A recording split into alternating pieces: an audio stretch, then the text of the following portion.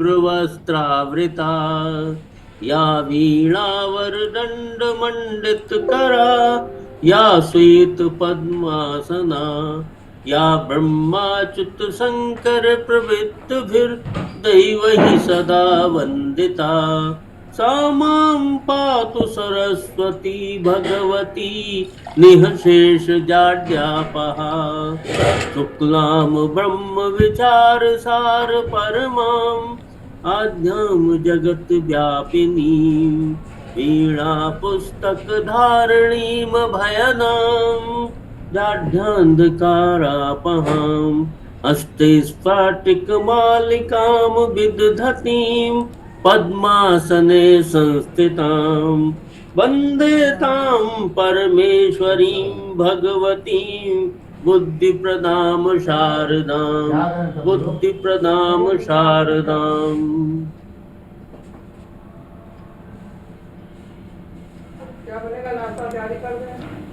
चावल में भी फ्राई कर लेंगे। तो अभी तक हम लोग तद्धित प्रत्यय,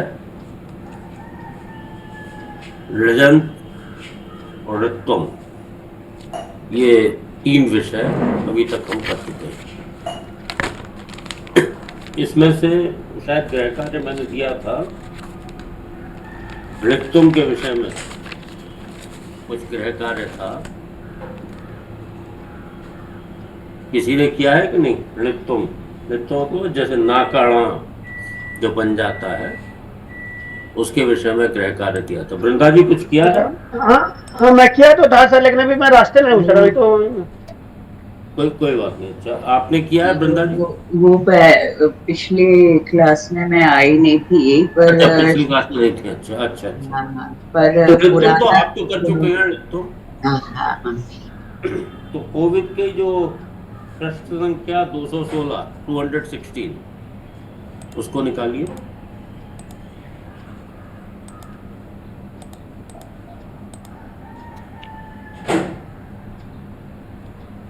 तो ऋतुम के विषय में जैसा आप जानते हैं कि ना का ड़ा हो जाता है। ना का ड़ा कब हो जाता है? जब निमित्त होते हैं। निमित्त कौन से होते हैं? कि मूर्धनी शाह हो, रा हो या री हो। जब ये 3 निमित्त होते हैं तो नाकड़ा हो जाता है।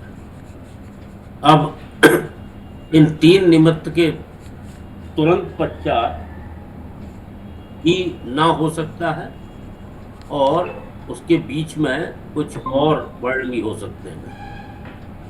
तो उसके बीच में अगर दूसरे वर्ण होते हैं तो वो दो कैटेगरी में, एक व्यवधायक होते हैं, एक अव्यवधायक होते हैं। अगर अव्यवधायक होते हैं तो वो नाकोणा बनने में कोई व्यवधान नहीं उत्पन्न करते, मतलब नाकाणा होता है। अव्यवधायक कौन से होते हैं? सारे स्वर अव्यवधायक हैं। अ, य, व ये 3 वर्ण अव्यवधायक हैं और कवर्ग और पवर्ग ये दोनों वर्ग, मतलब काका गांगा यहाँ और पापा बाबा माँ, ये अव्यवधायक है। अगर ये वर्ण बीच में होंगे तो नाकाणा बनेगा। अगर इसके अतिरिक्त कोई वर्ण है, जैसे ट वर्ग है, ट वर्ग है, च वर्ग है, शा तीनों तरह के, मतलब एक साथ तो निमित्त है, बाकी जो शा बच जाते हैं। तो इस प्रकार से अगर बाकी वर्ण है तो नाकरणा नहीं होगा। लेकिन अगर क वर्ग है, प वर्ग है, स्वर हैं और ह या व ये 3 वर्ण हैं तो नाकरणा बनेगा। निमित्त 3 बतलाए थे आपको। तो ये बिल्कुल आसान तरीके से मतलब हम लोग समझ लेते हैं कि रामायण में ना का णा क्यों बना है और दूसरी जगह सुरेशेन में ना का णा नहीं बना है।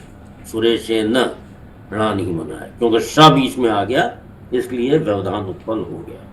ठीक है, ये हमने ऋतु में पढ़ा था। कुछ हम लोगों ने गृह कार्य दिया था, तो गृह कार्य में अभी अशोक जी जुड़ गए। अशोक जी, गृह कार्य हो गया? क्या ये मैसेज है? आपकी आवाज जो है वो कट रही है। हाँ बताइए।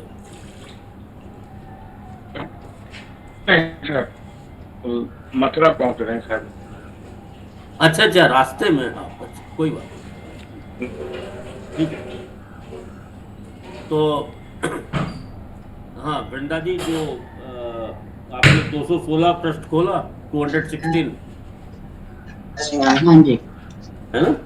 हाँ हाँ। तो इसमें निमित्त नकारयोः मध्ये ये वर्णः सन्ति इति लिखा है। इसमें ये कह रहा है हाँ कि हाँ। निमित्त जो है, निमित्त कौन से हैं? तीन। अरे, तीन निमित्त भी आपको बतलाए। उसके और नकार न के न वर्ण के बीच में कौन कौन से वर्ण हैं, इनको बताइए। जैसे उसने एग्जाम्पल दिया है रामायणम।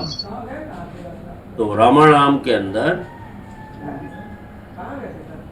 रामायणम के अंदर रा और न, मतलब जो रा बन गया है, उसके बीच में कौन कौन से वर्ण हैं?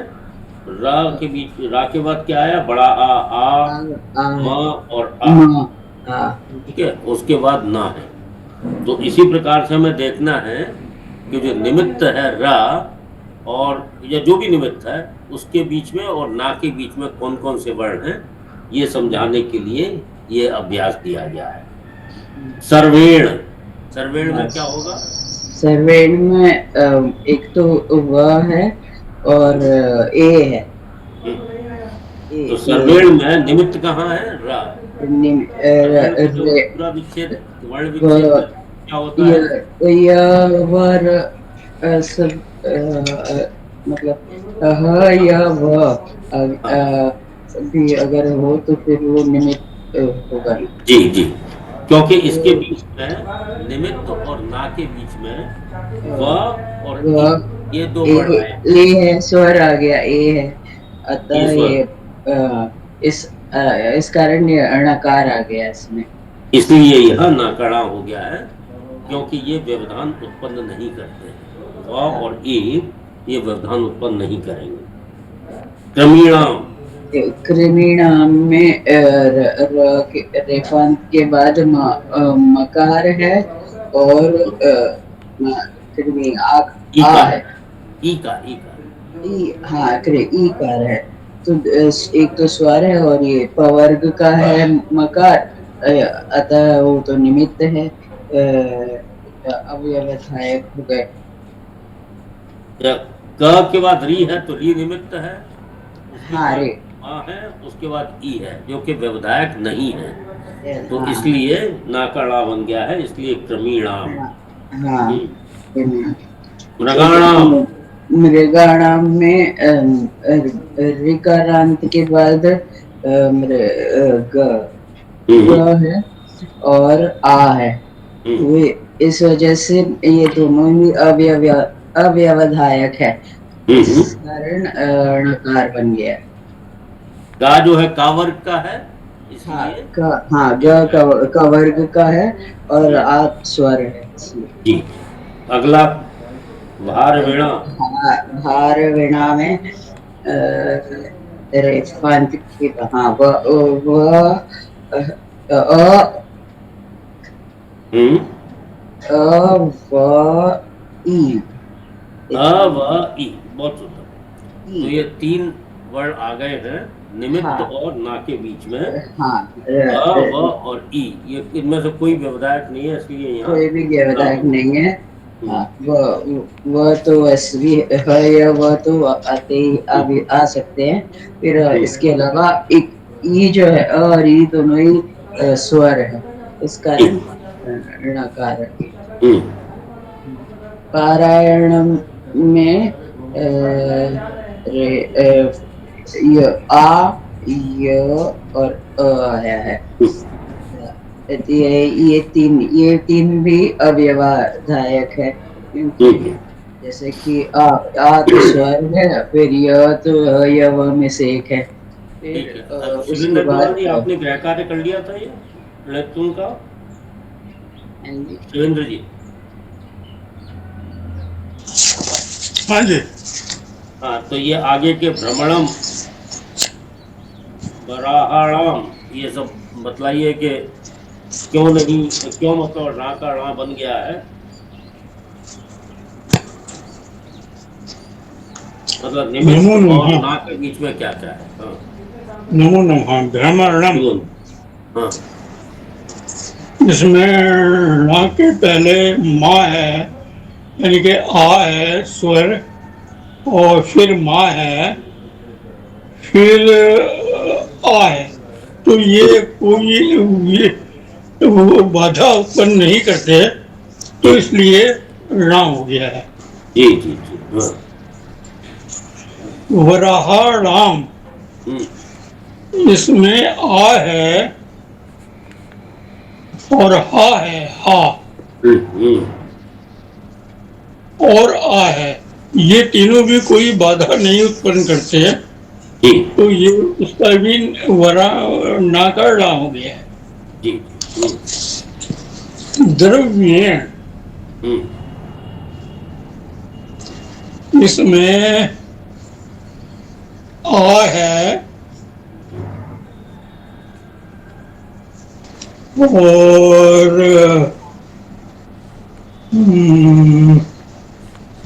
ये आ,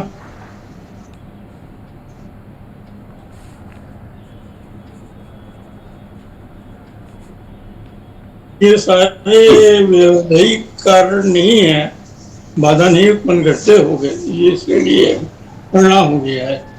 जी जी। हाँ। क्रियमाण है, हम्म इसमें ई है हम्म और या है, हम्म आ है और माँ है और आ है, तो ये भी कोई बाधा नहीं उत्पन्न करते, तो इसलिए इनका भी नाकरड़ा हो गया। जी जी जी। हाँ। रूप्य कारणाम, हम्म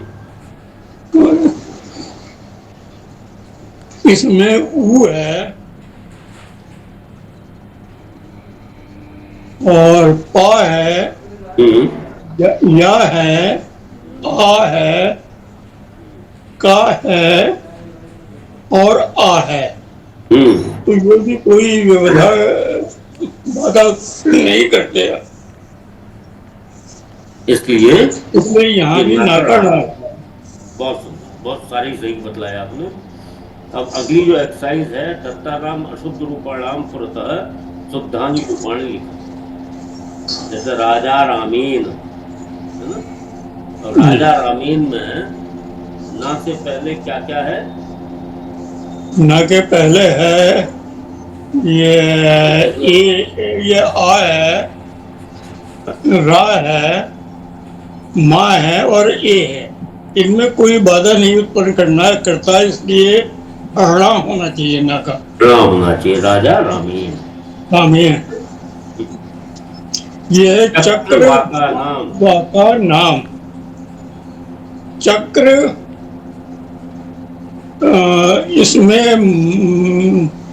ना के पहले हम्म अ, रेफ है, रा, वा है, का है और आ है, तो इसमें भी ये कोई बाधा नहीं उत्पन्न करते, इसलिए यहाँ होना चाहिए नाका रा, चक्र वाका राम। सबको समझ में आ रही है चीज, जी सबको स्पष्ट हो रहा है कि कहाँ ना का ना बन रहा है, ना का ना बन रहा है और कहाँ नहीं बन रहा है, ये चीज स्पष्टता से समझ में आ रही है सबको। जी जी। इसमें तो सर खाली ये जो है ना सर, जैसे निमित्त जो है ना सर, जी। जैसे निमित्त है रा और एक है सा और री, खाली मैंने इसके निमित्त और ना के बीच में जो वर्ण आ रहे हैं तो वो व्यवधायक है या नहीं है, ये देखना है। अगर उसको व्यवधायक, खाली देखना है। अगर व्यवधायक है ठीक है जी। तो णा नहीं बनेगा, अगर व्यवधायक नहीं है तो णा बनेगा। नहीं तो तो न बन अगर निमित्त न न बन हो, जाएगा, माने न का ना बनेगा। जैसे हाँ, अगर निमित्त और ना के बीच में कौन कौन से है ही वर्ण नहीं। आ रहे हैं किसमें? अब जैसे नरेशेण, अब ये सही है कि गलत है ये देखना है। रा के और इसमें सा आ गया। ना के बीच में क्या क्या वर्ण है? इसमें रा रा के बाद है, स ए आ है, गया और ए आ गया। ये सा है, स और सा जो है सा ये आ गया। ये बाधा उत्पन्न करता है, इसलिए तुम लोग एक साथ मत ना बोलिए, होगा। सब एक साथ, अरे सब एक साथ मत बोलिए, पहले पहले समझ लीजिए। जैसे रा के बाद ए आया, जी फिर श आया, ये श जो है ये व्यवधायक है, जी। इसलिए ये ना का ना बनने से रोक देगा। तो इसलिए सही पद क्या बनेगा? नरेशेन।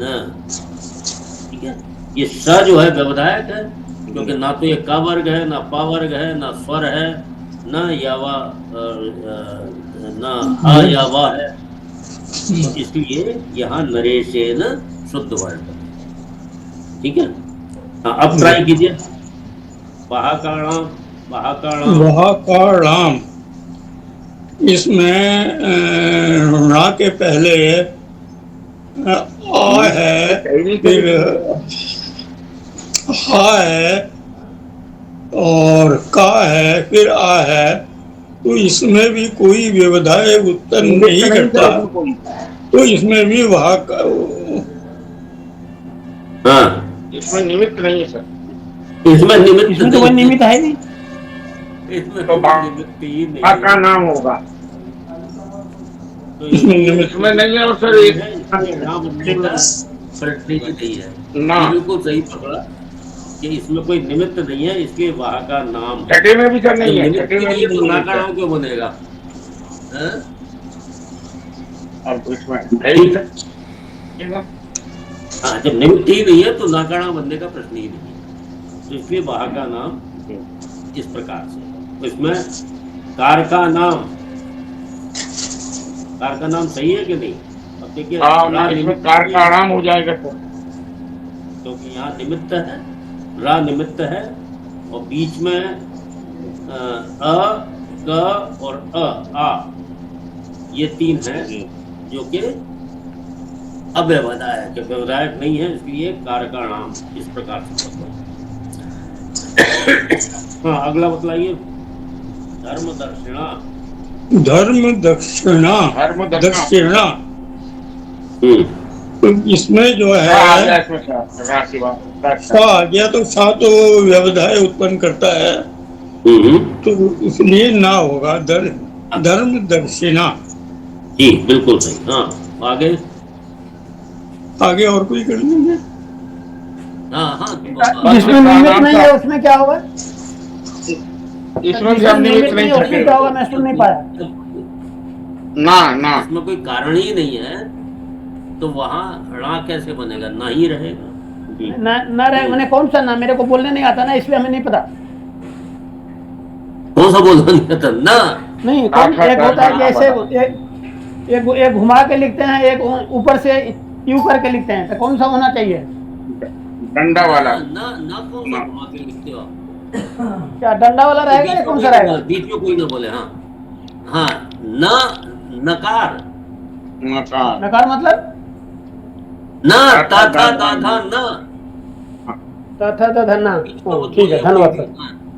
ता तथा था धा ना, हाँ वो ना वाला जिसे वो लिखते हैं ना, ऐसे करके, इसे हो जाएगा पूरी इसका बना करके निमित्त और नहीं। राइट ले जाते हैं और डंडा देते हैं।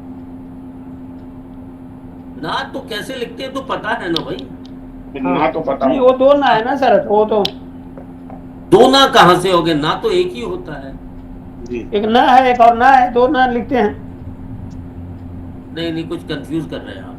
जी, कंफ्यूज दा कर था रहे दा था ना वाला ना। हैं। अच्छा, तथा ठीक है। धन्ना। छठे का बंद सर है, का, बंद का नाम हो जाएगा, इसमें निमित्त नहीं है सर। हाँ, इसके अंदर निमित्त नहीं है, इसलिए बंद का नाम हो जाएगा। ठीक है। और मारीचिका का नाम में चबर्ग आ गया, रा के बाद सर ई और च आ गया। जी तो- जी हाँ, तो नाम हो जाएगा, मारीची का नाम हो जाएगा। जी नाम हो जाएगा, तो मारीची का नाम। ठीक है, अगला आहा अरहा अरहा नाम। नाम। हाँ, ना आ गया सर, रा के बाद ना आ गया सीधा तो राम हो जाएगा, तो जाइए। अरहाणाम। ठीक है, महिषी नाम। पंथ के बाद ना। ये भी राम हो महिषी, हाँ इसके बाद ये राम हो जाएगा, महिषी राम।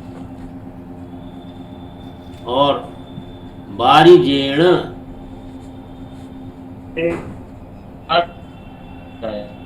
जो आ गया इसलिए वो आ गया इसलिए वारिजेण।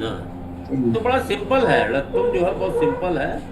नियम अगर आपको याद है तो इसमें कोई भी दिक्कत नहीं होनी चाहिए। ठीक है, तो अब आज एक नया विषय करते हैं, प्रारंभ करते हैं। एक मैंने जो पेजेस डाले हैं उसमें सबसे पहला जो पेज वो रंगीन पेज है, जिसमें कि निकालिए सबसे पहला पेज जो है जिसमें पठितुम कर्तुम इस तरह से लिखा हुआ है, सबने निकाल लिया। ये पेज आपकी ये कोविड का नहीं है, इसलिए वो पेज ही निकालना पड़ेगा। ये गीता प्रवेश का है तो पेज नंबर बता दीजिए। हाँ, ये गीता प्रवेश का 164। अच्छा,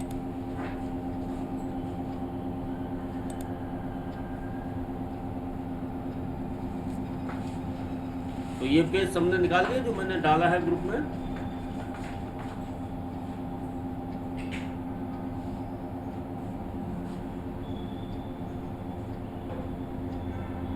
हाँ अमिताभ जी, जी पेज मिल गया? अरे रेस्पॉन्स ही नहीं आ रहा कोई।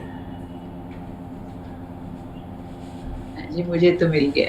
हाँ, सबको पेज मिल गया जो मैंने डाला, सबसे पहला पेज जो कल डाला है मैंने, कल या परसों जो भी डाला है।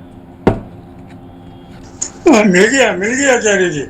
मिल गया ना, जी। सबको मिल गया। अब इस पेज के अंदर जरा थोड़ा सा एक गेम खेलते हैं।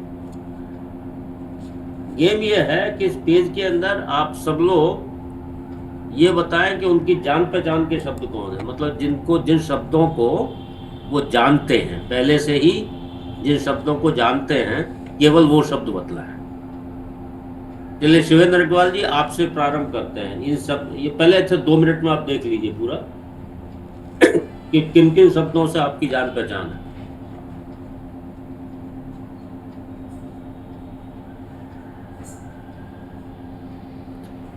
अशोक मिश्रा जी, आप उस पेज को एक्सेस कर पा रहे हो?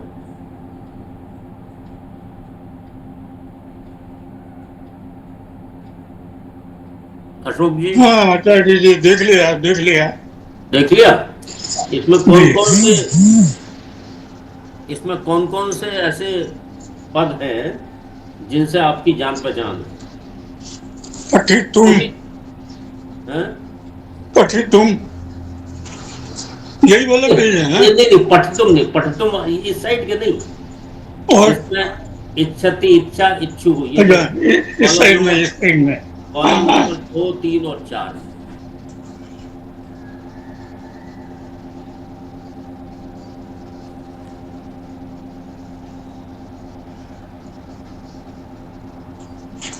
इसमें तो ये पहले से हम नहीं जानते हैं ना।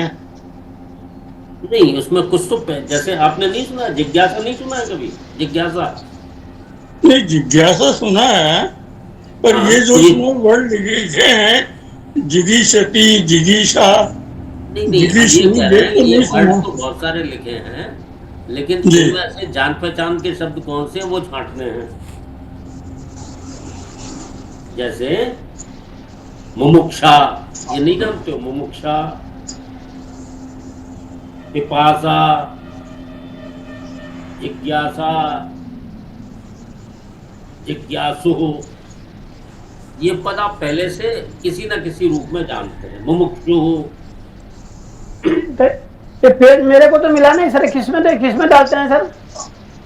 मैंने ग्रुप में डाला है, जो सबसे पहला पेज है वही है। ग्रुप तो कौन गीता ग्रुप में या संस्कृत ग्रुप में, कौन सा ग्रुप सर? अरे भैया, आज तो बड़े अजीब से सवाल पूछ रहे हो तुम साहब। गीता मैं इसको संस्कृत स्टडी ग्रुप में ही डालता हूँ, सारे पेजेस संस्कृत स्टडी ग्रुप। धन्यवाद सर, धन्यवाद।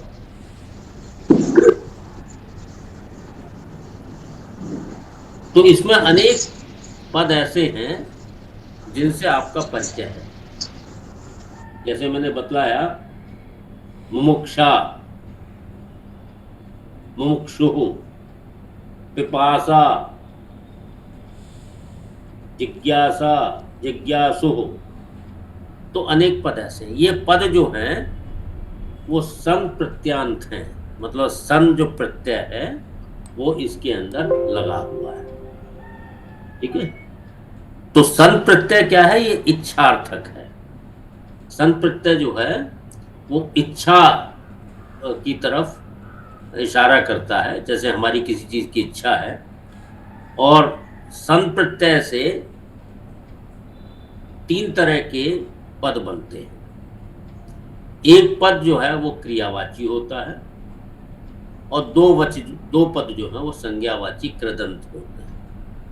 ठीक है, जैसे पहला हम देखते हैं पठितुम। पठितुम से पठितुम इच्छति, अगर हमें कहना है कि वो पढ़ने के लिए इच्छा करता है, तो क्रियावाची पद बना पिपठिष्यति। ये क्रियावाची शब्द है। क्रियावाची शब्द का मतलब कैसे करते हैं? जैसे अगर हमको दो का है तो पिपट्टितः अंति बोलते ना, पिपठिष्यति, पिपठिष्यतः, पिपठिष्यन्ति। जिस प्रकार से क्रियावाची पदों के हम लोग उत्तम पुरुष में रूप बनाते हैं, ठीक उसी प्रकार से उत्तम पुरुष, मध्यम पुरुष और प्रथम पुरुष, ये तीनों जो पुरुष होते हैं उसमें क्रियावाची शब्दों के जैसे है ना, पठति, पठतः, पठन्ति, है ना, पठसि, पठथ, पठत, और पठामि, और क्या होता है? बोल। पठामि, पठावः, पठामः। हाँ, पठामः। तो इस प्रकार से जो क्रियावाची पद के जैसे हम लोग रूप चलाते हैं प्रथम पुरुष, मध्यम पुरुष और उत्तम पुरुष में, इसी प्रकार से पिपठिष्यति के रूप चलाएंगे ये क्रियावाची शब्द। जैसे स पिपठिष्यति, इसका क्या अर्थ हुआ? सह पठितुम इच्छति। पिपठिष्यति का जो मतलब होगा स पठितुम इच्छति, वो पढ़ने के लिए इच्छा करता है, पठितुम इच्छति। इसी तरह से चिकीर्षति, चिकीर्ष मतलब कर्तुम, स कर्तुम इच्छति, तो हम क्या बोलेंगे? स चिकीर्षति। स चिकीर्षति का अर्थ हो जाएगा स कर्तुम इच्छति, वो करने की इच्छा करता है। ठीक है, स मुमुक्षति, मुक्तुम इच्छति, वो मुक्ति की मतलब है मुक्ति की इच्छा करता है। इसी तरह से विवदिष्यति, वदितुम इच्छति। तो ये जो मैंने टेबल भेजी है इसलिए भेजी है कि इसमें तीन प्रकार के पद निकलेंगे। इसी प्रकार से इच्छति, ये तो क्रियावाची हो गया। उसके बाद इच्छा और इच्छु, ये दो हैं जो कि संज्ञावाची है। इनके जो हैं सातों विभक्तियों में आपकी रूप चलेंगे, क्योंकि जैसे बाकी वो कृदंत के रूप चलते हैं ना, उसी प्रकार से इनके भी रूप चलेंगे। तो जो क्रियावाची पद है उसके उत्तम एक प्रथम पुरुष, मध्यम पुरुष, उत्तम पुरुष में जैसे बनते हैं क्रियावाची पद वैसे बनेंगे। और जो कृदंत हैं इच्छा और इच्छु, उसके सातों विभक्तियों में जो रूप चलते हैं उस प्रकार से रूप चलेंगे। ठीक है, जैसे पिपठिषा, पिपठिषा के मतलब पठितुम इच्छा, पढ़ने की इच्छा। तो स मम पिपठिषा अस्ति या तस्य पिपठसा अस्ति, उसकी पढ़ने की इच्छा है। समझ आ रहा है? किसकी समझ नहीं आ रहा? अरे हाँ या ना, कुछ तो बोलो। सर मेरी समझ नहीं आ रहा। आप केवल सुनभर लीजिए, आपका जरा बेस जब हो जाएगा तो आपकी समझ में आ जाएगा। ठीक, जी सर। इसमें केवल इतना ध्यान रखिए हम्म, कि इसमें 3 पद निकलेंगे, जिसमें एक क्रियावाची है कि वो पढ़ने की इच्छा करता है, पठतुम इच्छति, और 2 पद जो हैं वह संज्ञावाची हैं, जैसे और कृदंत होते हैं जी तो उस प्रकार से जो पद बनते हैं, तो उस प्रकार से जैसे मुझे पीने की इच्छा है, तो हम क्या बोलते हैं? मम पिपासा अस्ति। तो जो पिपासा पद है वो जो मिडिल वाला जो कॉलम है उसके लिए वो पद आया है। ठीक है? जी सर।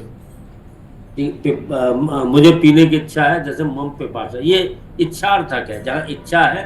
अब 3 पद बने, एक में तो क्रियावाची इच्छति हो गया, दूसरे में इच्छा, और तीसरे में इच्छु मतलब इच्छुक। इस प्रकार के पद बना। जैसे मुमुक्षु, जैसे मोक्तुम के आगे तीसरा जो शब्द है उसमें मुमुक्षु लिखा हुआ है। जी कौन मुमुक्षु? क्या हुआ? जो मोक्ष की इच्छा रखता है, जी मुमुक्षु। ठीक है? जी तो सह मुमुक्षु अस्ति, इसका क्या अर्थ हुआ? कि वह मोक्ष की इच्छा रखता है। इच्छु मतलब है इच्छुक है, हिंदी में उसको बोलेंगे इच्छुक। इच्छा आप जानते ही हैं। तो इसी प्रकार से ये सारे सन प्रत्यय वाले पद हैं, और सन प्रत्यय यही है। अब हम इसको विधिवत कोविद पाठ्यक्रम में पढ़ेंगे। आपका मैंने इंट्रोडक्शन करा दिया कि किस प्रकार से। अब जैसे जो इच्छति वाला क्रियावाची पद है वो ये तो सब परस्मैपदी रूप है, लेकिन अनेक ऐसे हैं, जैसे जिज्ञासते। जिज्ञासते जो है ये आत्मनेपदी है, तो आत्मनेपदी की तरह रूप चलेंगे। जैसे पठति पठतः पठन्ति, ये रूप चलते हैं परस्मैपदी के। और जब आत्मनेपदी के रूप करते हैं तो बंधते बंदेते बंधनते, इस प्रकार से रूप चलते हैं।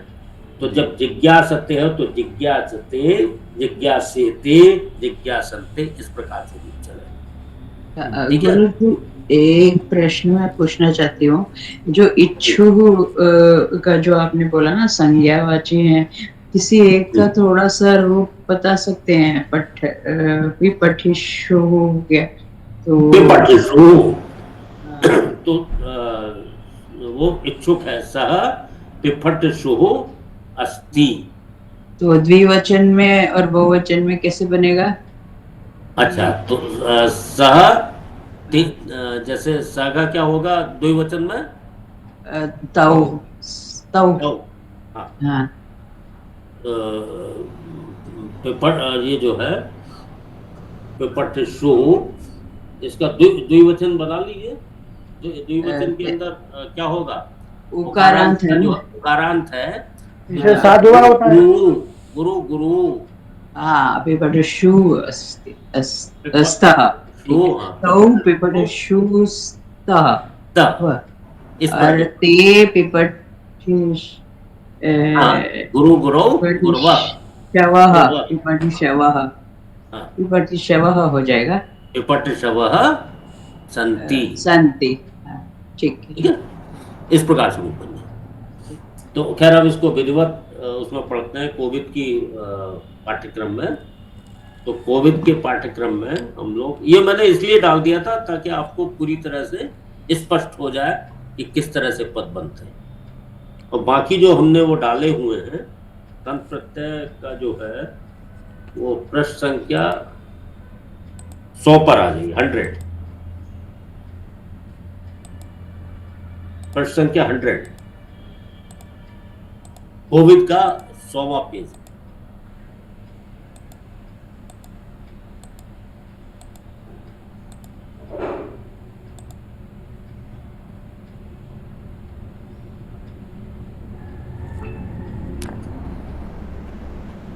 मिल गया सबको? कोविड जो पुस्तक है जी। उसका पेज नंबर 100। हाँ शिवेंद्र जी, मिल गया? मिल गया आचार्य जी। हाँ ठीक है, तो इसमें पढ़िए संत प्रत्यय इच्छार्थकः। हाँ, इसको पढ़िए। हाँ जी। एक साहा भगवत गीताम पिपठिष्यति, वह भगवत गीता पढ़ना चाहता है। ठीक है, जो है जैसे बतलाया ना, वो जी। ये क्रियावाची है पिपठिष्यति, तो पढ़ना चाहता है। ठीक है। हाँ जी। अयम नगरम जिगमिषति, हाँ, जी यह नगर को जाना चाहता है। ठीक है, तो इच्छार्थक है, चाहने के अर्थ में जाना चाहता है। हाँ जाना चाहता है।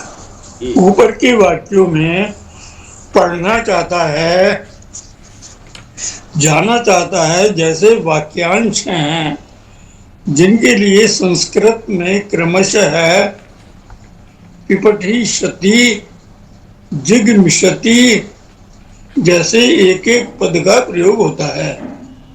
इनको सन्नंत या इच्छार्थक कहा जाता है। ये क्रियापद हैं। यदि किसी क्रिया के करने की इच्छा होती है तो उस क्रिया के मूल धातु से सन प्रत्यय लगता है, जैसे पट प्लस सन, पिपठिष्यति। तो इसमें पिपठिष्यति कैसे हो गया सन प्रत्यय लग के? अच्छा, इसमें क्या होता है, वैसे तो जी। ये बड़ी थोड़ी सी अलग क्रिया है। जैसे मैंने बताया पहले कि जो पद जो बनते हैं इन सबकी जो है प्रूव किया जाता है, मतलब एक प्रक्रिया से उनको गुजरना पड़ता है जब कहीं जाके पद बनता है। असलियत में इसमें द्वित्व होता है।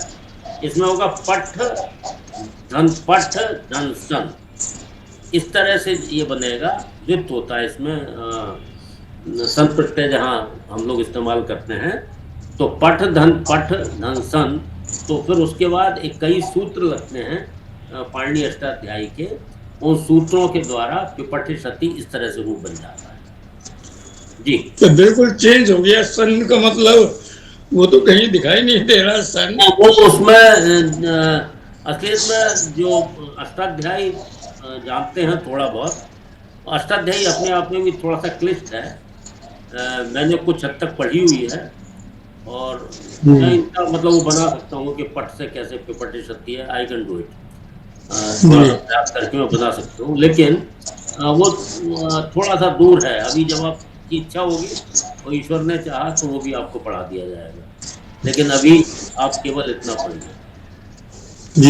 बस इतना समझ लीजिए कि इतना लंबा चौड़ा इसलिए बन जाता है क्योंकि जो धातु होता है उसको द्वित्व कर दिया जाता है। तो पठ धन सन ये प्रत्यय लग के फिर बहुत सारा प्रोसेस करके पिपठिष्यति बन जाता है। धन्यवाद आचार्य। हाँ।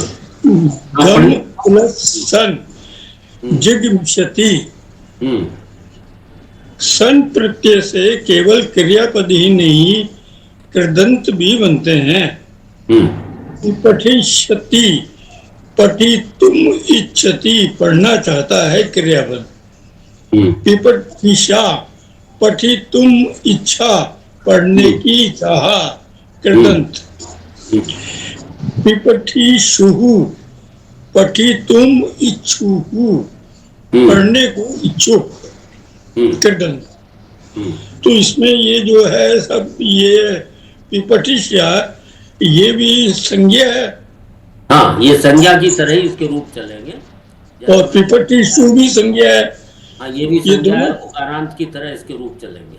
पर दोनों में क्या फर्क है? मतलब ये एक में तो पढ़ने की चाह आ रहा है, एक पढ़ने की इच्छा है और एक पढ़ने का इच्छुक है।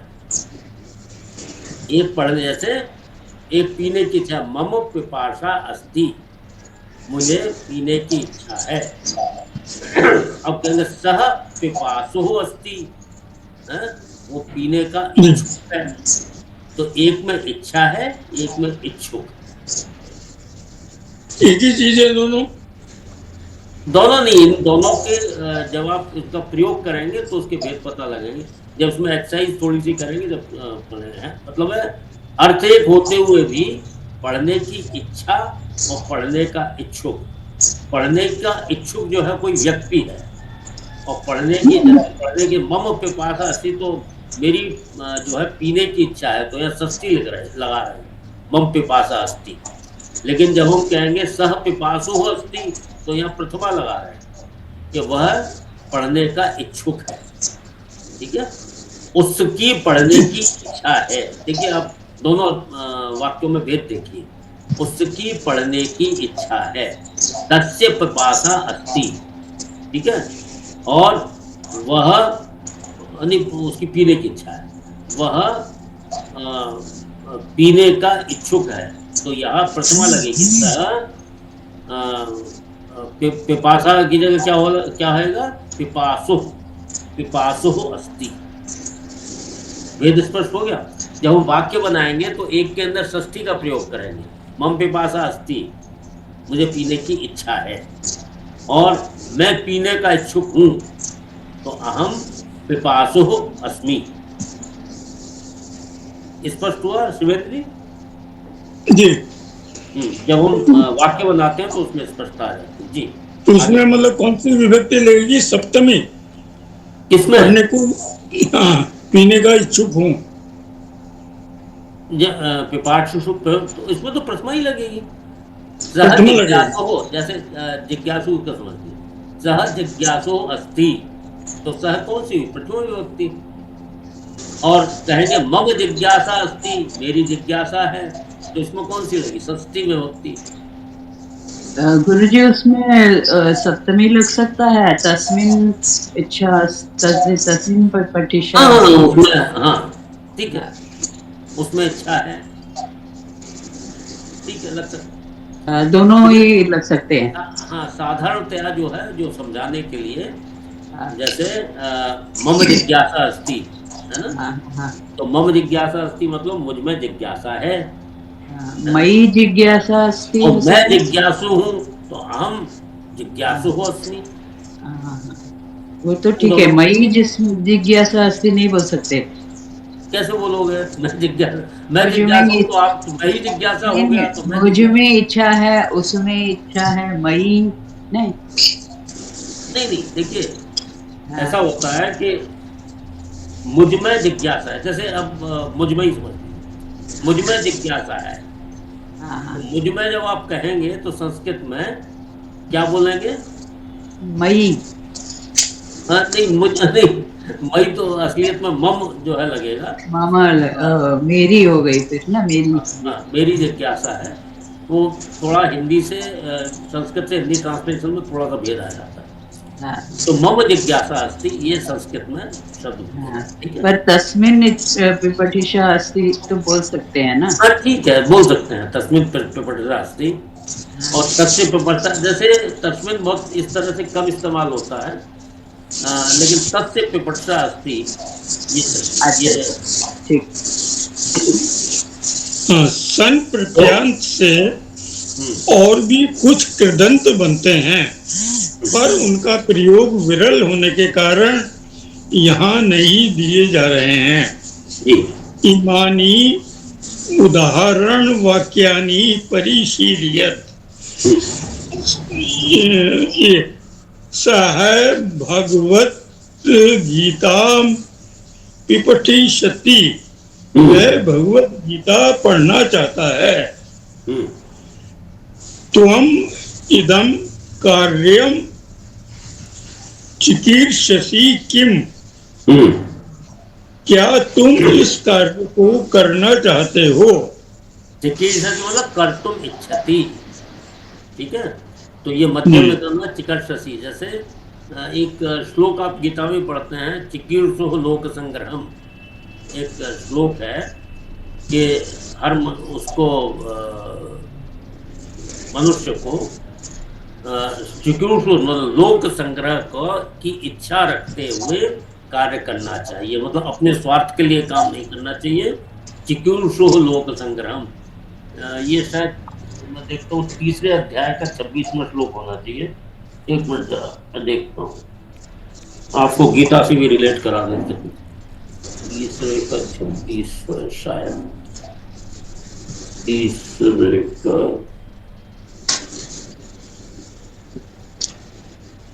नहीं, 26 नहीं है, हाँ 25वां, तीसरे का 25वां, सप्ताह कर्मण विद्वांसो यथा कुर्वन्ति भारत भारत कुर्यात विद्वांस तथा शक्ता चिकीर्षुर लोक संग्राम। जब ये जो तीसरे अध्याय का 25वां श्लोक जब आप देखोगे कि कर्म में आसक्त हुए अज्ञानी जन जिस प्रकार से कर्म करते हैं, आसक्ति रहित विद्वान भी लोक संग्रह करना चाहता हुआ उसी प्रकार से कर्म करते। यही तो बताया चिकीर्षुः लोक संग्रहम, तो लोक संग्रह का इच्छा करता हुआ, मतलब लोक संग्रह का इच्छुक होता हुआ वो कार्य करे। तो यहाँ चिकीर्षु पद आया, ये सब प्रत्यांत है, ठीक है। तो यही चिकट, जैसे अभी आप लोग बोल रहे थे चिकट शशि, ये मध्यम पुरुष की क्रिया हो गई, मतलब इच्छति, जी, ठीक है। इच्छसि हम्म, अहम मैसूर नगरम जिगमिषुः अस्मि। मैं मैसूर नगर जाना चाहता हूँ। हम्म। अगर हम इसको जिगमिषा होता, जैसे यहाँ जिगमिषु तो इच्छुक है, मतलब वो मैसूर नगर जाने का इच्छुक, मैं मैसूर नगर जाने का इच्छुक हूँ। लेकिन अगर हम जिगमिषा पद रखते तो मम मैसूर नगरम जिगमिषा अस्ति, कि मेरी मैसूर नगर में जाने की इच्छा है। जिगमिषा अस्ति, मम मैसूर नगरम जिगमिषा अस्ति, इस प्रकार का पद मिल जाएगा। मम के साथ अस्मि नहीं आएगा आचार्य जी, अस्ति आएगा। जिगमिषा है ना, मेरी इच्छा है, मेरी इच्छा है, वहां अहम नहीं लग रहा है। मम पिपासा अस्ति, मुझे पीने की इच्छा है। अहम पिपासुः अस्मि, दोनों में फर्क कर लीजिए। अहम पिपासुः अस्मि और मम पिपासा अस्ति, इन दोनों सेंटेंस को जब आप ठीक से ध्यान से पढ़ेंगे तो फर्क समझ में आ जाएगा। वृंदा जी समझ में आ रहा है? हाँ जी, है ना? तो मम पिपासा अस्ति होगा, तो मुझे प्यास है और मैं प्यासा हूं। इन दोनों में किस तरह से वाक्य बनेगा ये थोड़ा सा देख लीजिएगा, ठीक है। हाँ, जैसे जैसे तीसरा वाक्य है, अहम मैसूरु नगरम जिगमिषुः अस्मि, इसमें अस्मि आया है। हाँ, तो क्योंकि अहम लगा है, जी, मैं अहम मैसूर लगा है। नगर जाने का इच्छुक हूँ।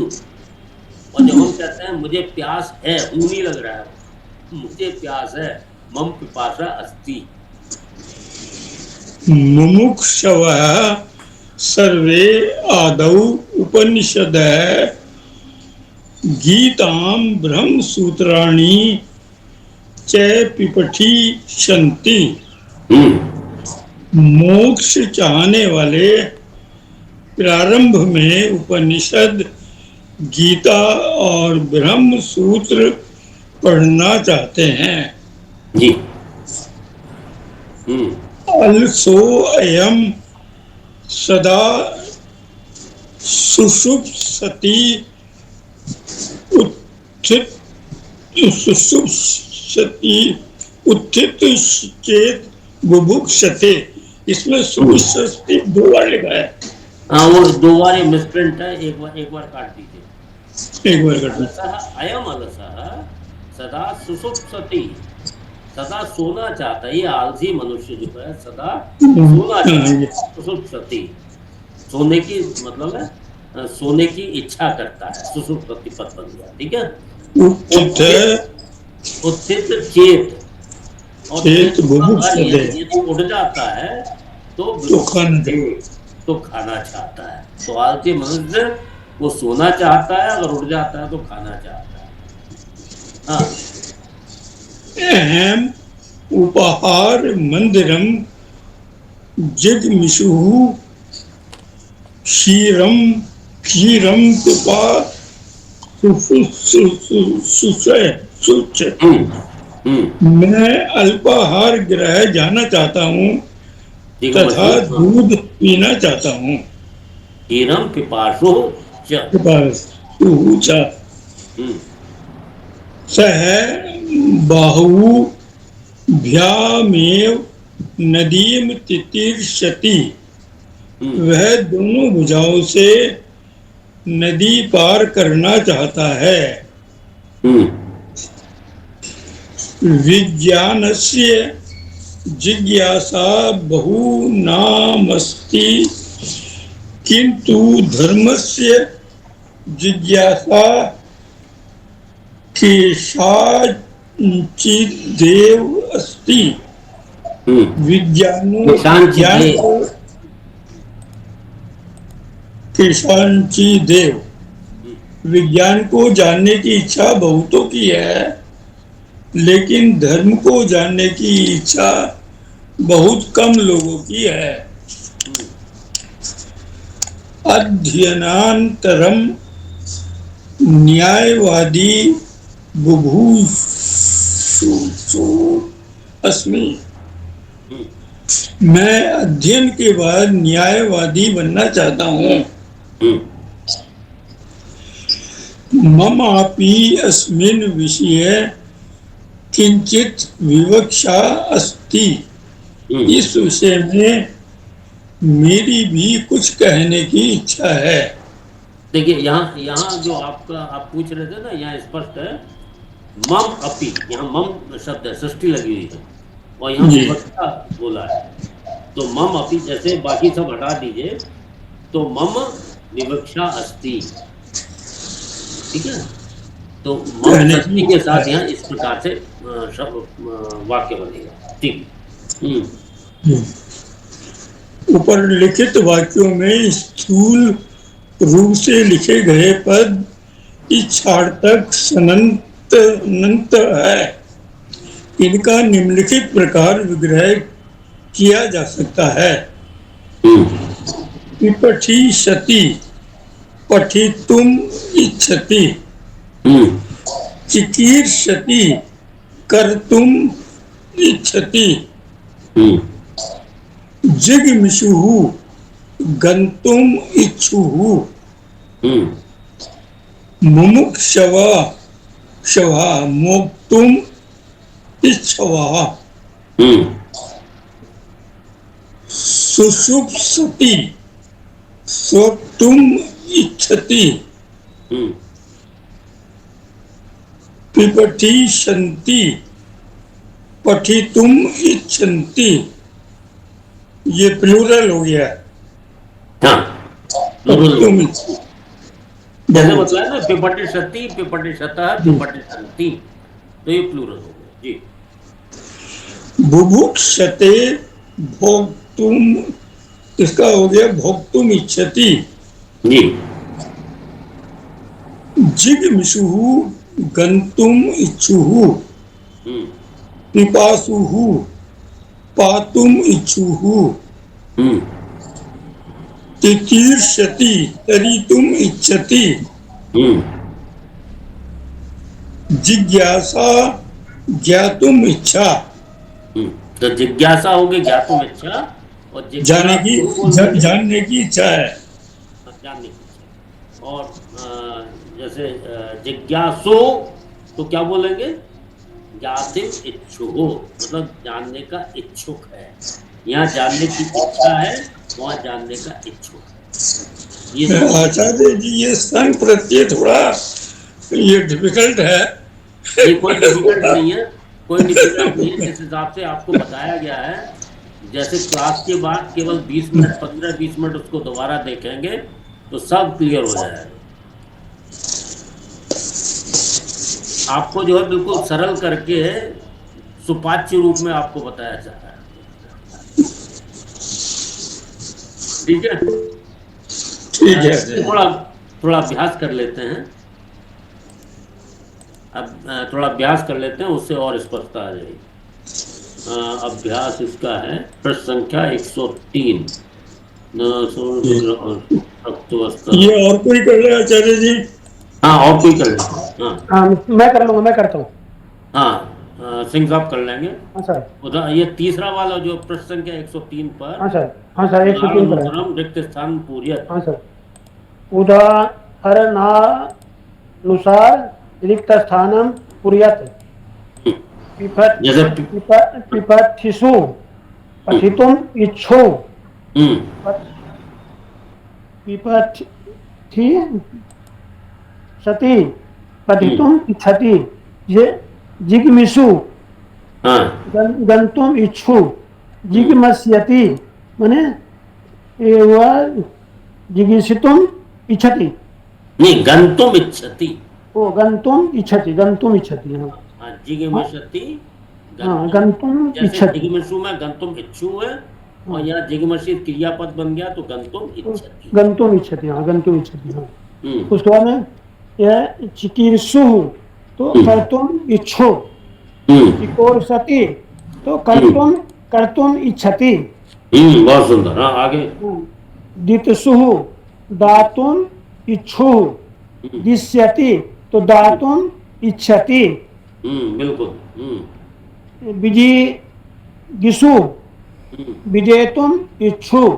विजिगीषति विजेतुम इच्छति।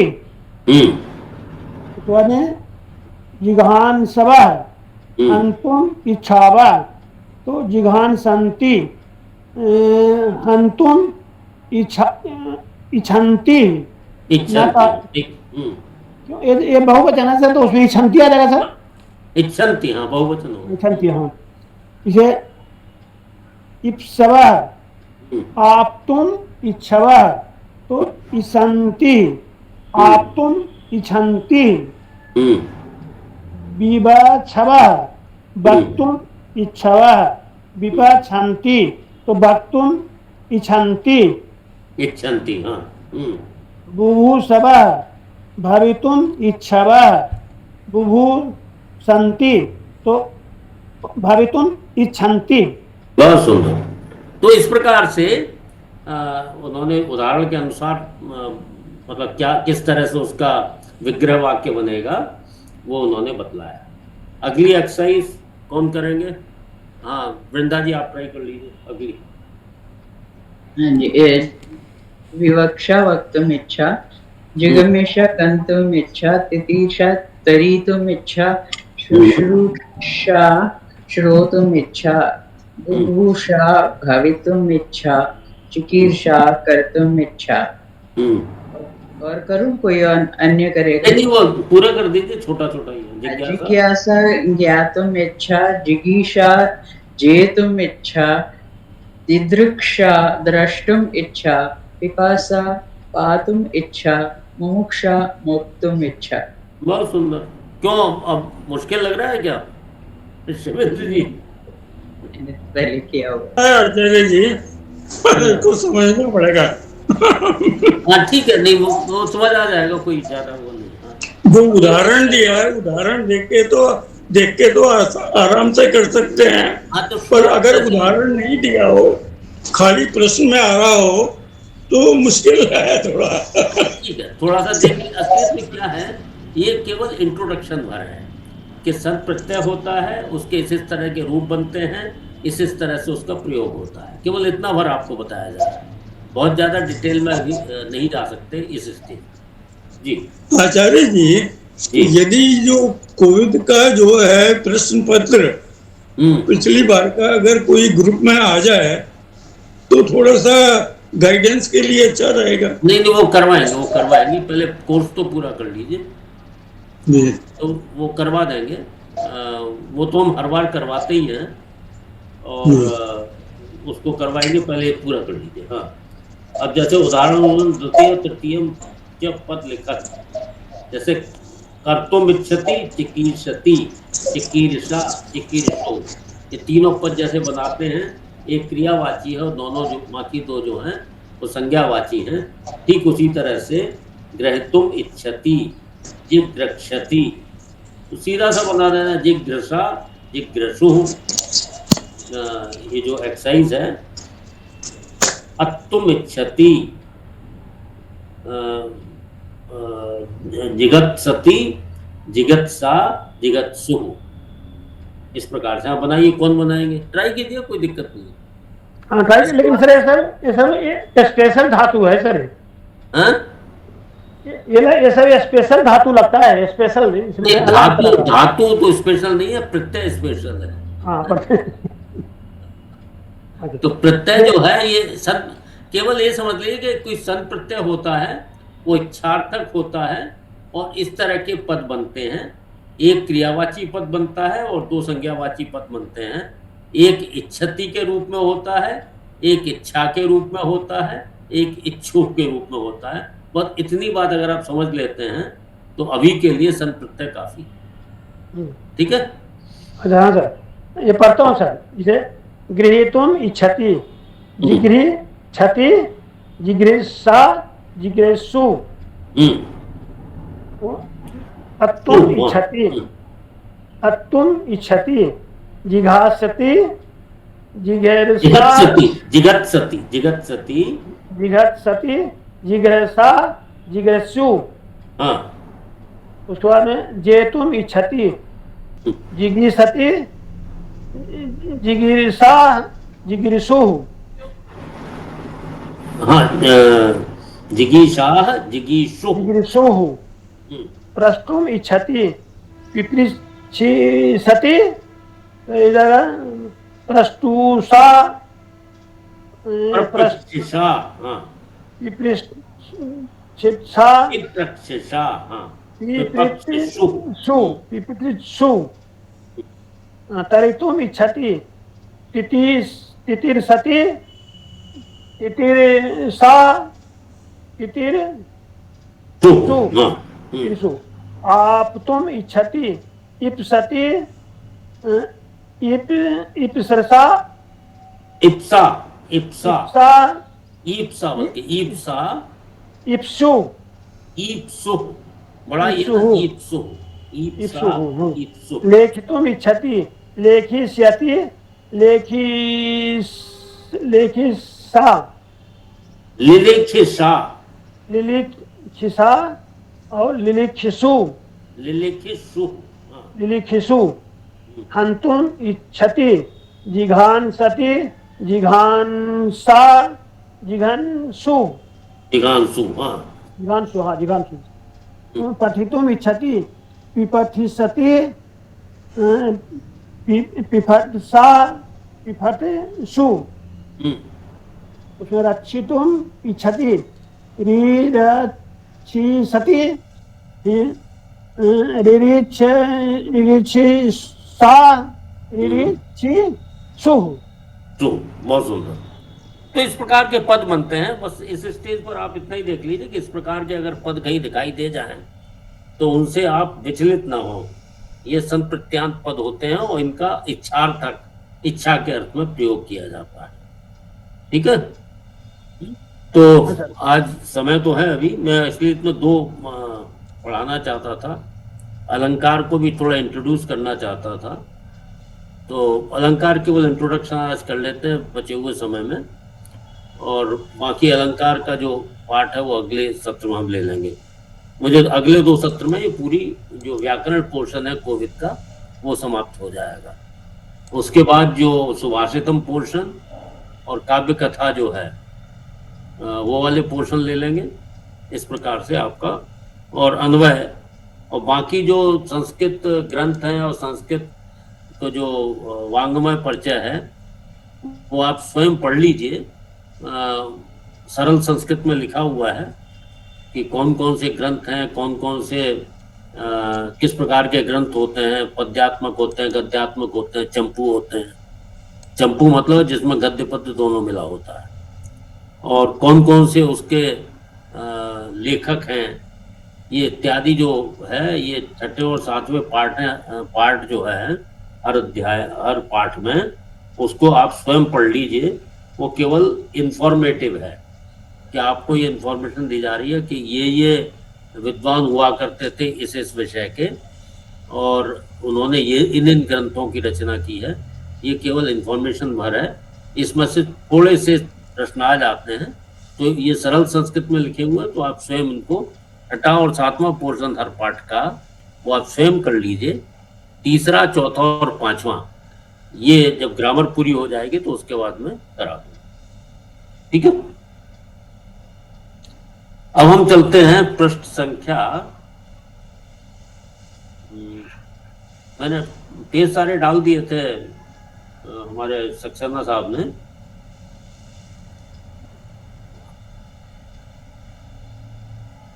अलंकार आप जानते हैं, अलंकार क्या होता है? प्रश्न संख्या 119। आप अलंकार किसे कहते हैं? अलंकार होता है आभूषण। आभूषण जैसे स्त्रियों के आभूषण होते हैं, और आभूषण युक्त जो स्त्री है वो ज्यादा सुंदर लगती है बगैर आभूषण के कंपैरिजन में।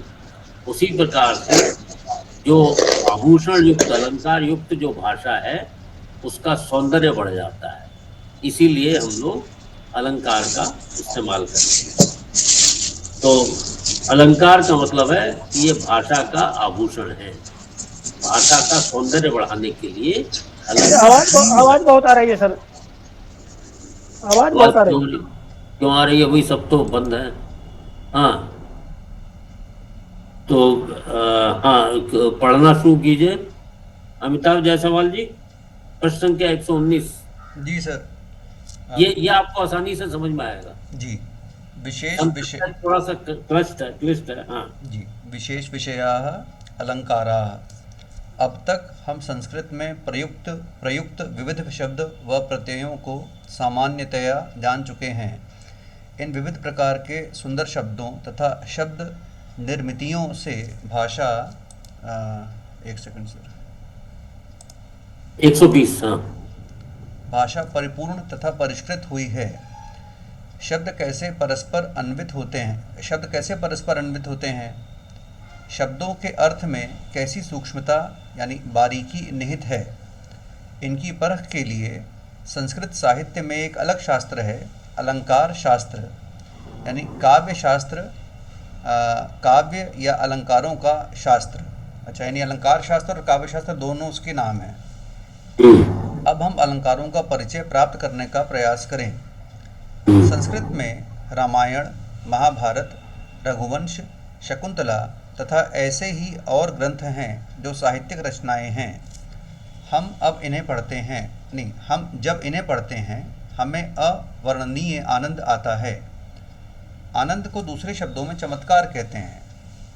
रस, गुण, भाव तथा अलंकारों से ही चमत्कार का सृजन होता है।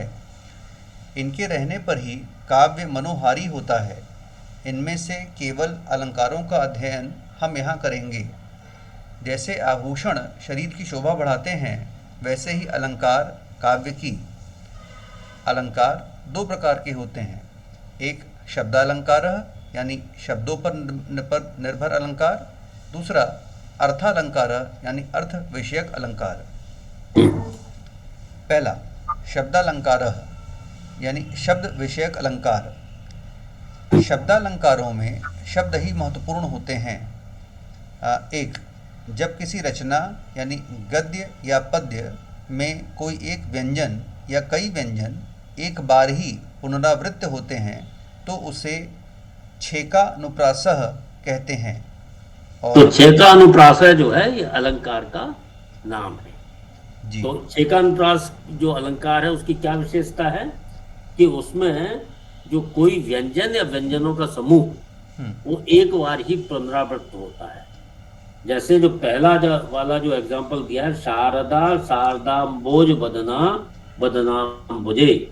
अब इसमें शारदा शब्द जो है, शारदा एक बार आया, फिर दो बार, एक बार पुनरावृत्ति हुई, मतलब एक बार था, एक बार दोबारा से लिखा गया।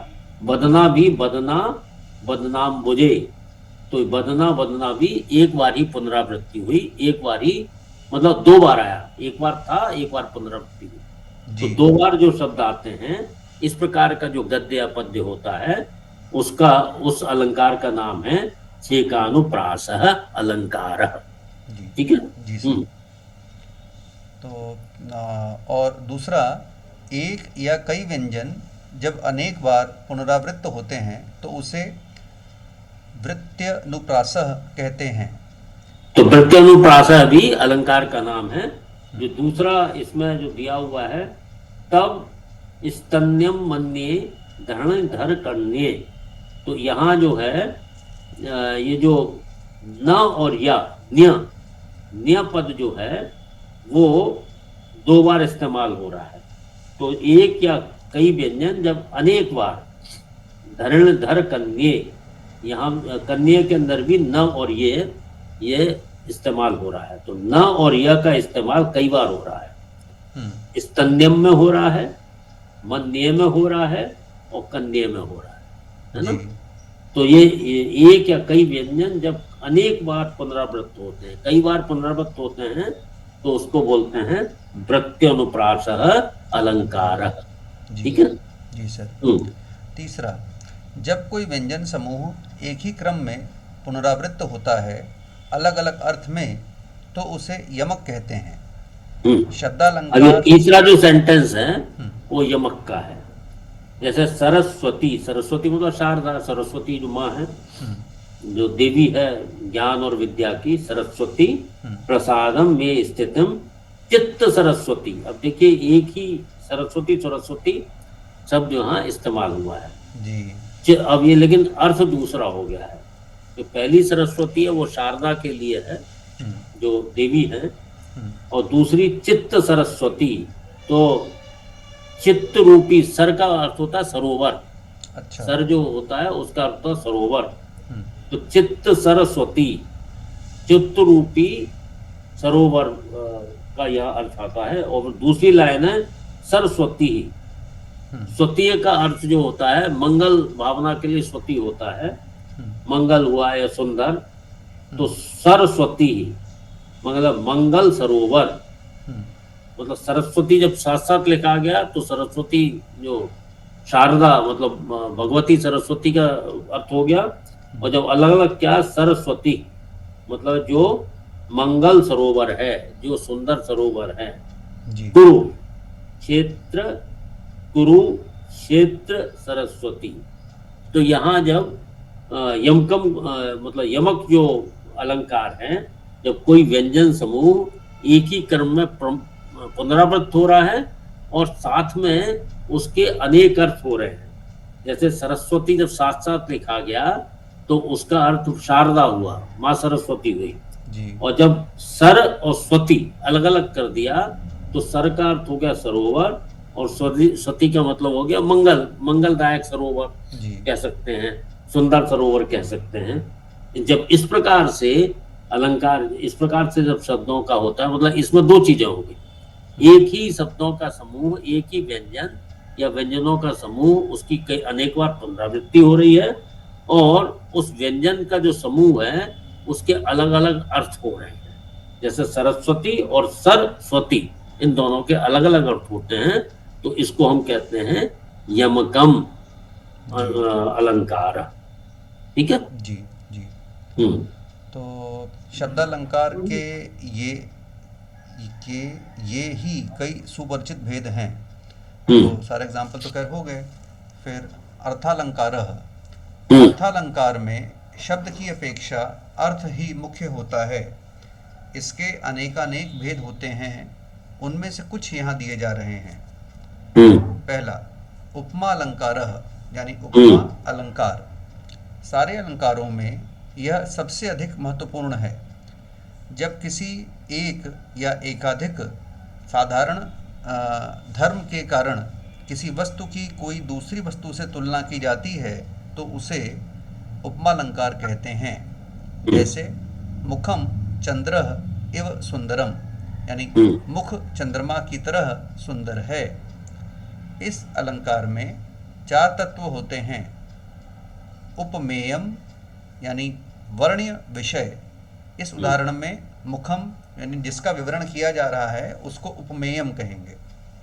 फिर दूसरा उपमानम यानी सुपरिचित तुल्य विषय, जिसके साथ तुलना दी जाए उसको उपमानम कहेंगे। जैसे इस उदाहरण में मुखम चंद्रः इव सुंदरम में चंद्रः उपमानम है। तीसरा साधारण धर्म, दोनों में मिलने वाला समान गुण या धर्म। यहाँ पर सुंदरता है, सुंदरम सुंदरम सुंदर।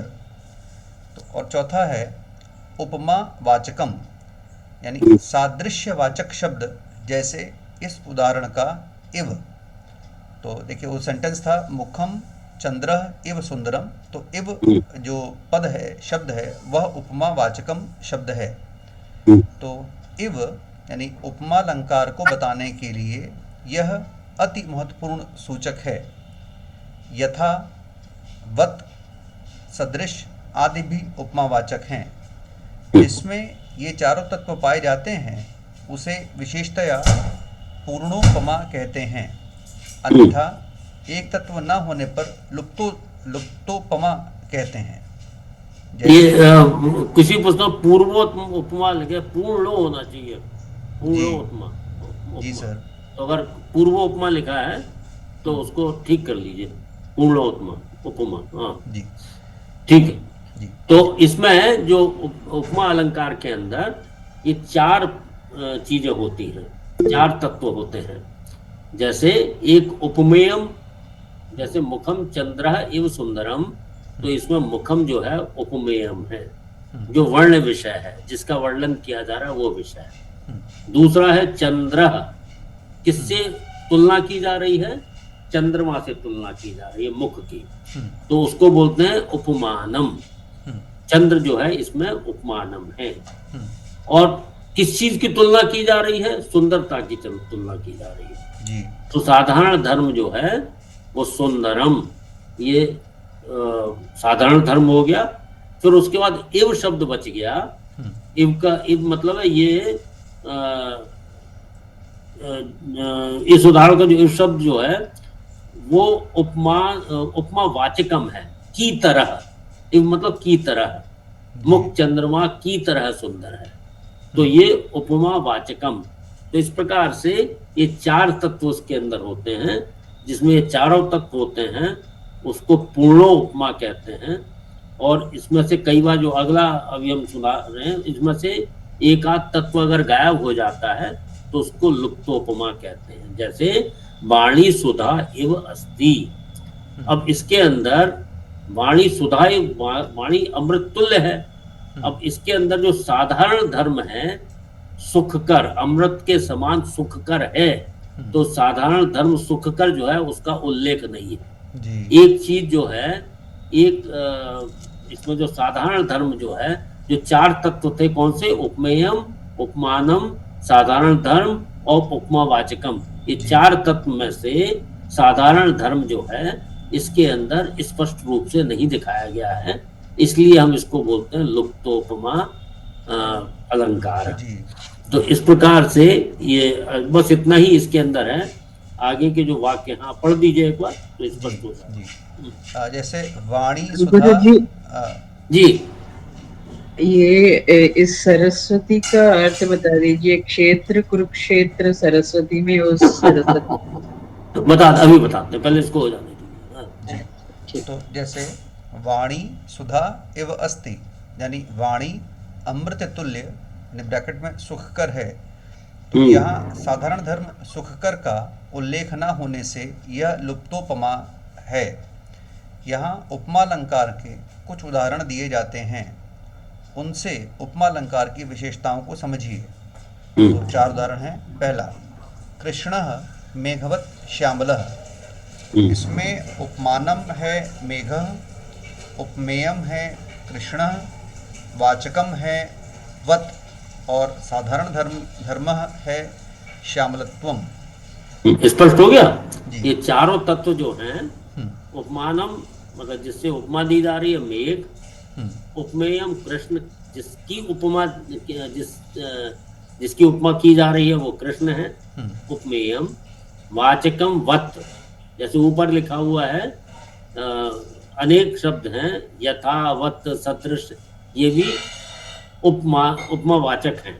जी। तो वाचकम हो गया वत, और साधारण धर्म क्या है?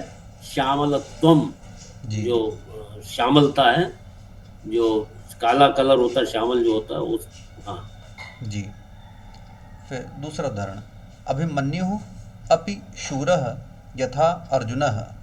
हम्म तो यहाँ उपमानम है अर्जुनः, यानी अर्जुन से उपमा दी जा रही है, और उपमेयम है अभिमन्यु, यानी अभिमन्यु के बारे में बताया जा रहा है। वर्ण अभिमन्यु है। फिर वाचकम यथा शब्द है, और साधारण धर्म है शौर्यम, यानी शूरता वीरता वाली बात। तो ठीक है, स्पष्ट हो रहा है सभी लोगों को? स्पष्ट हो रहा है? हाँ सर, हाँ सर हो रहा है सर, लेकिन इसमें जैसे साधारण धर्म है श्यामलत्वम, तो इसमें तो लेकिन लिखा हुआ है श्यामला, उसी तरह से इसमें है सूरा, इसका लिखा है सौरजम।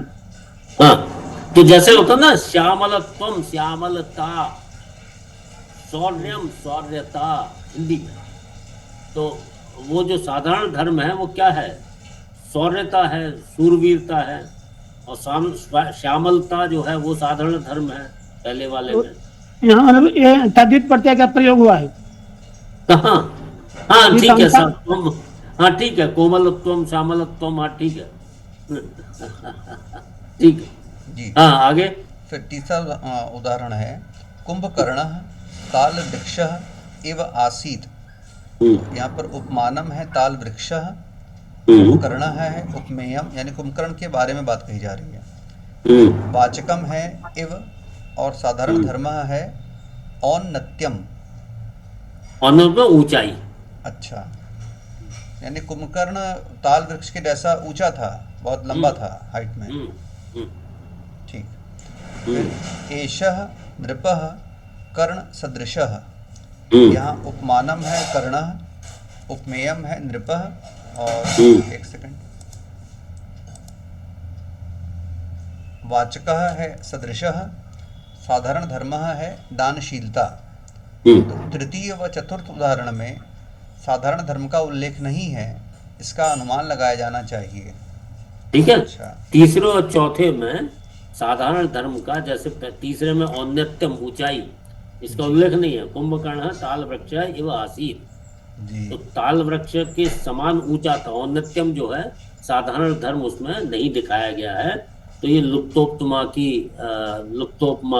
की कैटेगरी में आ जाएंगे। और इसी तरह से एषः नृप कर्ण सदृशः, तो इसमें भी साधारण धर्म जो दानशीलता है वो नहीं दिखाई गई है, तो इसलिए इसका अनुमान लगाया जाता है कि वो कर्ण में क्या चीज विशेषता थी, दानशीलता। ताल वृक्ष में क्या विशेषता है, ऊंचाई, तो इसलिए उसका अनुमान लगा के हम लोग साधारण धर्म उसका लगा लेते हैं। ठीक है, तो बाकी आज समय हो गया है। ये अभ्यास बड़े आसान है, इसके अंदर जो अभ्यास है ये चौथा है। ललनया मुखम चंद्रवत सुंदरम, उपमानम क्या है, उपमेयम क्या है, वाचक क्या है, साधारण धर्म क्या है, केवल इतना ही अभ्यास है इसमें। तो आप जानते हो उपमानम क्या होता है, उपमेयम क्या होता है, वाचकम क्या होता है और साधारण धर्म क्या होता है, आप अच्छी तरह जानते हैं। तो बहुत आसान सा ये मतलब गृह कार्य है, इसको कर लीजिए। इसको अगले सत्र में हम लोग लेंगे ये, और उसके बाद जो अलंकार का एक दूसरा पार्ट है वो, और अगर समय रहा तो आपको एक और नई चीज बताएंगे, वही आखिरी चीज बताएंगे इसमें, छंद शास्त्र कि छंद क्या होता है, कितने प्रकार के होते हैं, इस चीज के। इसको अमिताभ जी आप इन चीजों को आसानी से समझ लेंगे। जी सर जी। जो सन प्रत्यय है उसको कठिनाई हो सकती है, क्योंकि अभी आप कृदंत वगैरह ये इन चीजों का आपको परिचय नहीं है जी, और इसलिए इसमें कठिनाई हो सकती है। लेकिन ये दोनों जो हैं, जैसे अलंकार है या छंद हैं, इनको आप आसानी से समझ लेंगे। जी ठीक है, तो हाँ आप कुछ पूछ रही थी वृंदा जी। हाँ, एक कुरुक्षेत्र क्षेत्र, कुरुक्षेत्र सरस्वती, उसमें सरस्वती का अर्थ पूछ रही थी। अच्छा, ये सरस्वती कुरुक्षेत्रम, मतलब अब वो माता सरस्वती से ये विनती है कि मेरे जो चित्रूपी जो क्षेत्र है उसको भी मंगलमय सरोवर की तरह कर दीजिए। अच्छा, सर वही मतलब है अर्थ है। सरोवर, हाँ और स्वती हाँ हाँ। मतलब मंगलमय, मंगलमय, कुरु मतलब कर दीजिए, और अच्छा अच्छा। कुरुक्षेत्र सरस्वती, कुरुक्षेत्र सरस्वती मतलब जो सरस्वती, कुरुक्षेत्र वाली सरस्वती, इस तरह से कुछ भाव है। क्योंकि ये जो है केवल एक पोर्शन दे दिया गया है, तो इसलिए इसका पूरा भाव स्पष्ट करना मुश्किल है। लेकिन जो इसका शाब्दिक अर्थ जो बन रहा है वो ये है कि जो मेरे क्षेत्र जो क्षेत्रम का अर्थ जो है निवास भी लिया जाता है, कि आप मेरे क्षेत्र में मंगलमय सरोवर कर दीजिए, मतलब मेरे क्षेत्र को मंगलमय सरोवर कर दीजिए। सर मतलब सरोवर, स्वती क्षेत्र मतलब मतलब मंगल। अपना शरीर, क्षेत्र चित्त शरीर। का है, चित्त, मेरे चित्त को। अच्छा अच्छा। ठीक। ठीक है, जी क्योंकि ठीक। ऊपर जो है चित्त आया हम्म, है, सरस्वती प्रसादम में स्थितम चित्त सरस्वती, तो चित्त हम्म, रूपी, चित्त सरस्वती, चित्त रूपी सरोवर। ठीक है। धन्यवाद जी। ठीक है, तो आज यही तक। हाँ, शांति पाठ। सर्वे भवन्तु सुखिनः, सर्वे सर्वे सन्तु भवन्तु निरामयाः, सर्वे निरामयाः, भद्राणि पश्यन्तु, मा पश्यन्तु कश्चित् मा कश्चित् दुःखभाग् भवेत्। शांति, शांति, शान्ति शांति। शान्ति ये कोविड शान्ति। पे और भी कुछ लोग थे, आज जुड़े नहीं है, पता नहीं क्यों। जो कोविड कर रहे हैं उनको तो जुड़ना ही चाहिए, तो वरना मेरी क्लास लेने का कोई फायदा नहीं है। नहीं सर, फायदा है। तो जो नहीं, जो कोविड जो पाठ्यक्रम में है, आप लोग जुड़ रहे हैं, बड़ी अच्छी बात है।